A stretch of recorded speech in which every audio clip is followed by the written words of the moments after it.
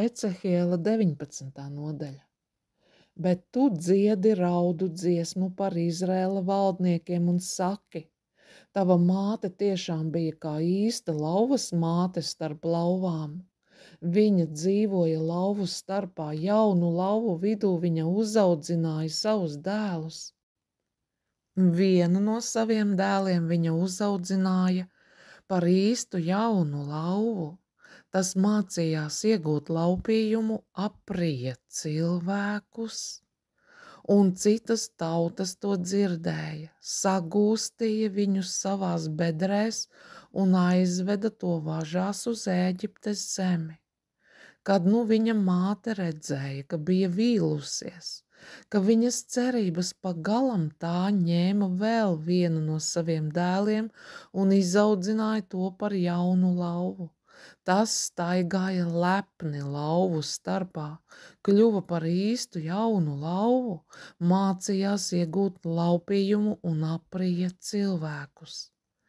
Tas vairoja atraitņu skaitu, postīja un padarīja bez ļaudīm viņu pilsētas, tā ka zeme un tās iedzīvotāji bija bailēs no viņa briesmīgās rūkoņas.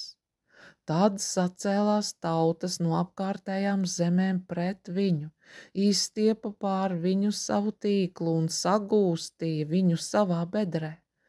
Tad tie lika viņu krātiņā važās un aizveda pie Bābeles ķēniņa un novietoja kādā nocietinātā pilī, lai viņa rūkoņa nebūtu vairs dzirdama Izrēla kalnos.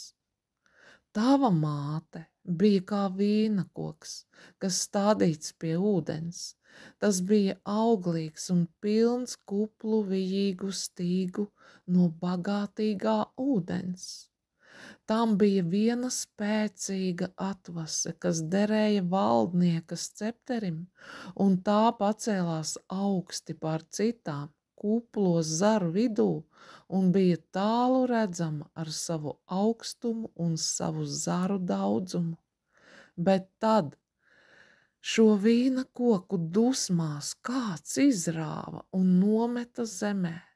Rīta vējš izkaltēja tās stīgas, tā spēcīgo atvasi norāva, un tā sakalta uguns to aprija.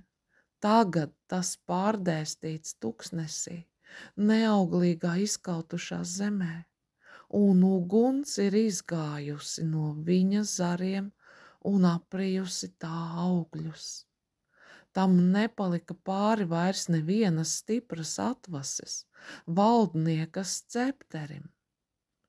Tā ir raudu dziesma un paliks par raudu dziesmu.